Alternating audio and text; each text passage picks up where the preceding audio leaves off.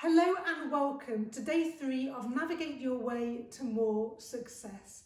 And today we're taking a deeper dive into our autopilot. Just from this photo alone, you can start to see how much information we are taking in and how much we're processing. And not just in terms of what is happening, but also anticipating what might happen and how that might affect us. And so, of all the 4 elements that we have of navigating our way to more success, this element of learning how to drive is the most crucial one. Learning how to have more choice over our thoughts, our feelings, and then our behaviour is truly life transforming. And it has been for many people, as well as me, truly has transformed my life. And I hope it starts to do the same for you. So yesterday, the challenge was to start noticing when our automatic reaction leads to a not good feeling or a good feeling, and then to consider choosing a different thought.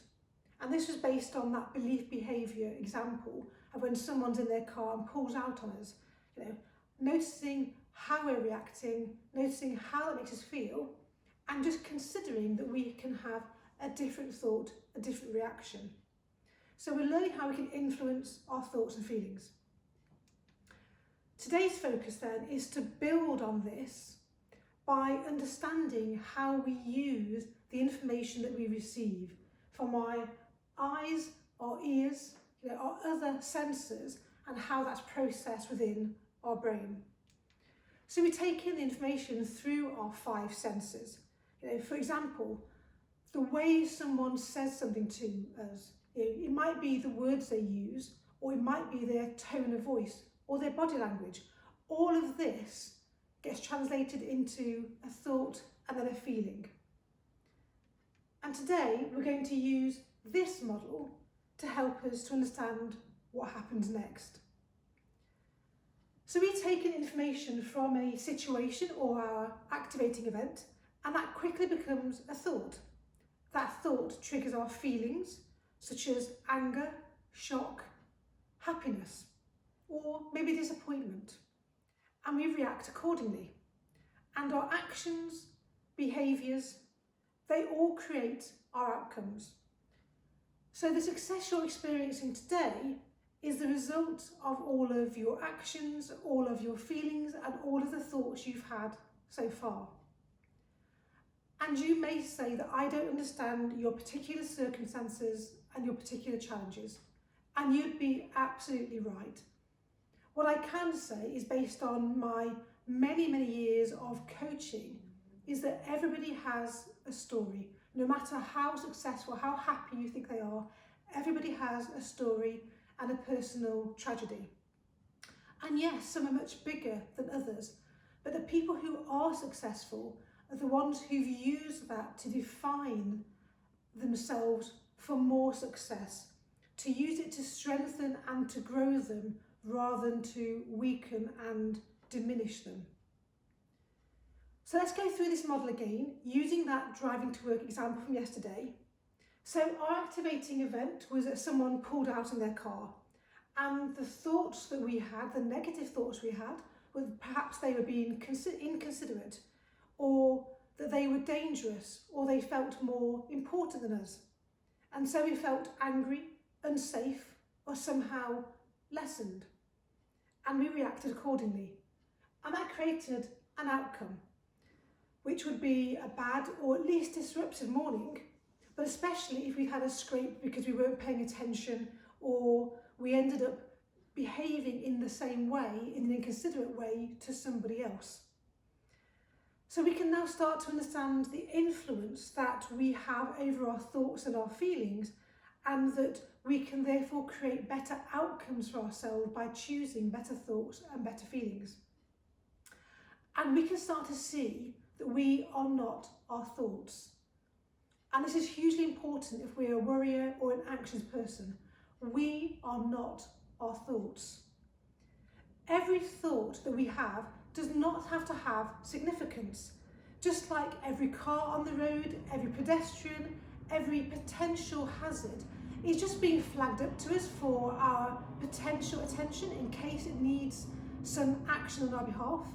So every thought does not have to have significance, and very many of our thoughts are just random. It's just our brain piecing together bits and pieces. Now, our brain is very good at this. It's really cool and exciting. For example, have you ever thought that you'd like to have something or do something?